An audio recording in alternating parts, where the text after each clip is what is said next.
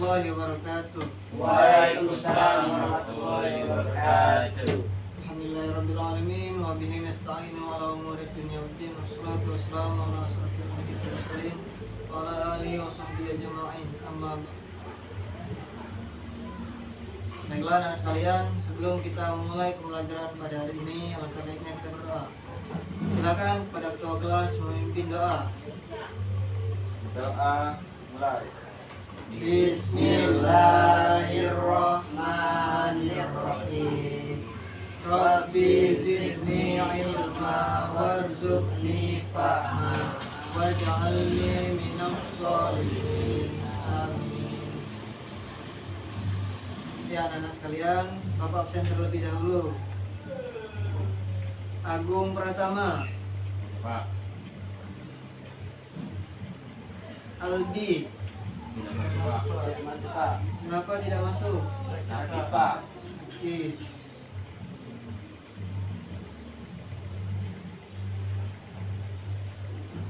Wanda, Hadir, Pak. Wahyu, Hadir, Pak. Joni. Hanya Aldi yang tidak masuk. Hadir, Pak. Baiklah anak sekalian, materi kita pada hari ini adalah membiasakan alat terpuji. Alat terpuji yang mana ada dua materi lagi. Yang pertama adalah amal sholih dan yang kedua adalah toleransi. Nah, anak sekalian, adakah yang sudah tahu apa amal sholih itu?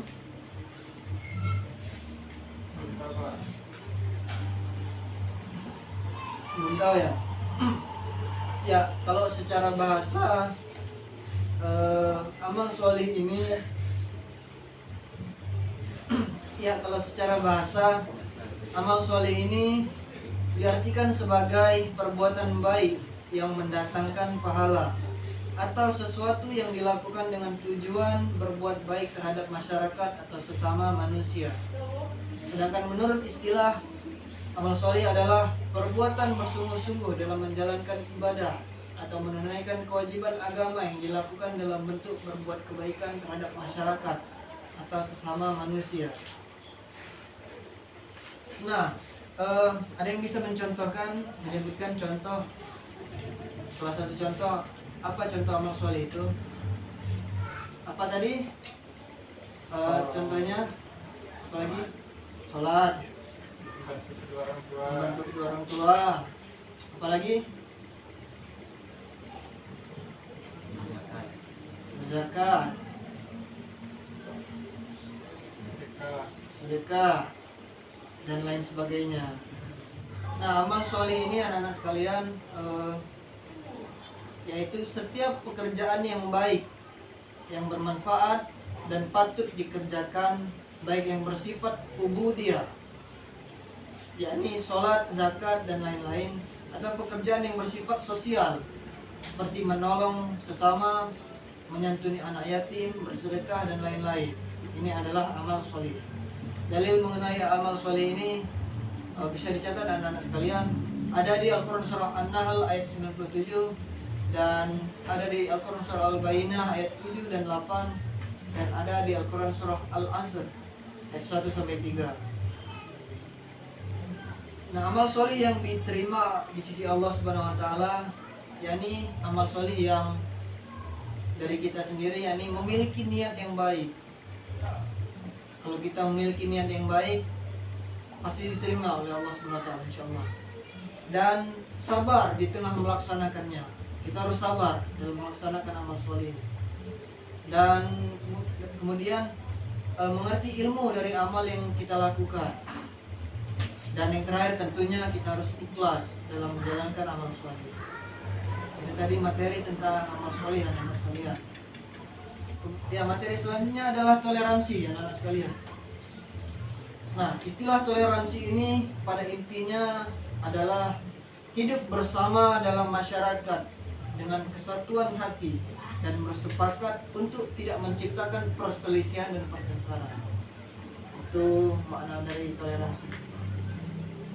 dalam segi bahasa atau secara bahasa, toleransi ini berasal dari bahasa Latin, yakni tolera, yang berarti berusaha untuk tetap bertahan hidup, tinggal atau berinteraksi dengan sesuatu yang sebenarnya tidak disukai atau disenangi. Dan dalam pengertian Kamus Bahasa Indonesia atau KBBI, Kamus Besar Bahasa Indonesia, toleransi ini berarti kelapangan dada dalam arti suka, rukun kepada siapapun, membiarkan orang berpendapat atau berpendirian lain. Nah, toleransi ini juga bisa kita maknai dalam lingkungan kita, walaupun kita berbeda seperti itu, kita harus tetap menerima perbedaan itu. Misalkan kita di sini sebagai suku Komering dan ada suku Jawa, kita harus berteman baik. Ataupun kita adalah seorang Muslim dan teman kita adalah seorang Kristiani, kita harus berteman. Itu anak-anak sekalian. Nah, dalil mengenai toleransi ini ada di Al-Quran surah Al-Kafirun ayat 6, yakni lakum dinukum waliyadin, untukmu agamamu dan untukku agamaku. Dan yang kedua ada di Al-Quran surah Al-Mumtahanah ayat 8 sampai 9. Dan yang ketiga ada di Al-Quran surah Al-Baqarah ayat 256. Nah, ciri-ciri orang yang berperilaku toleransi ini memahami bahwa dalam kehidupan selalu terdapat perbedaan, tidak mempersalahkan perbedaan yang terjadi, menerima saran dan masukan dari orang lain, siap menerima kritik, kemudian tidak sombong, tidak egois, tidak memaksakan kehendak, dan tidak merendahkan orang lain. Nah, anak-anak sekalian, ketika kita sudah bisa melakukan toleransi, maka kita bisa mengambil nilai-nilai positif di dalamnya. Yakni antara lain yang pertama adalah kita dapat menjalin persaudaraan, persatuan dan kesatuan dalam masyarakat. Kemudian dapat menciptakan keharmonisan dalam kehidupan bermasyarakat. Dan kita bisa menimbulkan sikap saling menghormati antar sesama.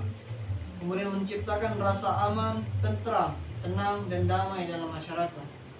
Menghilangkan sifat dengki, fitnah, kebencian, dendam dan permusuhan. Dan juga semboyan kita juga di Indonesia ini adalah Bhinneka Tunggal Ika, yang artinya, ada yang tahu artinya? Bhinneka Tunggal Ika? Ya, tunjuk tangan. Ya, Bhinneka Tunggal Ika, yang artinya berbeda-beda tapi tetap satu jua.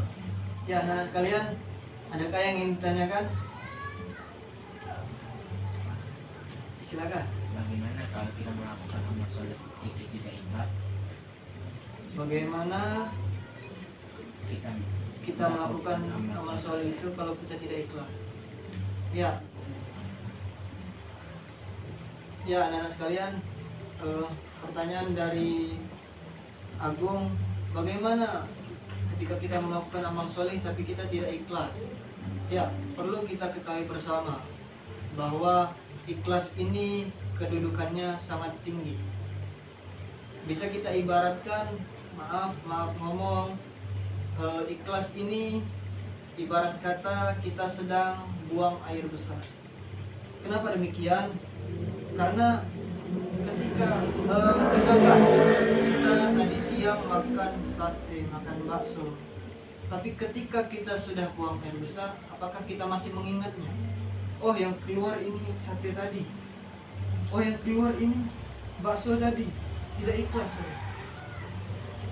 Pasti kita tidak pernah mengingatnya apa yang keluar, kotoran yang telah keluar dari perut kita. Ikhlas ibaratkan seperti itu.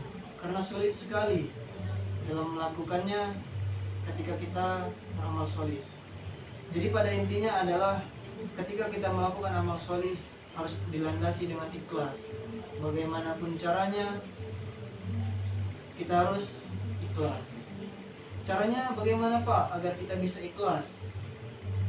Caranya adalah mungkin dari Bapak, pendapat dari Bapak, caranya adalah kita melakukan amal soleh itu dan langsung kita lupakan. Lupakan.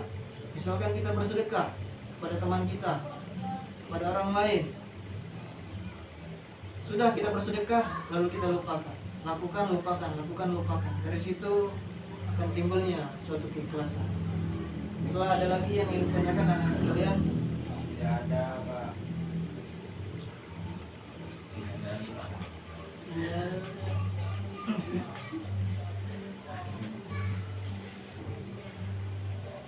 Baiklah anak-anak, jika tidak ada lagi yang ingin ditanyakan, Bapak ingin memberikan nasihat sebentar bahwasannya teruslah melakukan kebaikan, karena pada dasarnya sebaik-baiknya manusia, kata Rasulullah, khairun nas ahsanum khuluqa wa anfa'uhum linnas. Kata Rasulullah, sebaik-baiknya manusia adalah manusia yang paling baik akhlaknya dan yang bermanfaat untuk manusia lain. Jadi pada intinya kita harus bermanfaat untuk manusia lain. Teruslah berbuat baik kepada orang lain. Itu anak-anak sekalian. Bila kita cukupkan pembelajaran pada hari ini, mari kita ucapkan bersama-sama lafaz hamdan. Alhamdulillahirabbil alamin. Baiklah, Bapak akhiri. Ila liqa ma'assalamah wallahul muwaffiq ila aqwamit thoriq. Wassalamualaikum warahmatullahi wabarakatuh. Waalaikumsalam warahmatullahi wabarakatuh.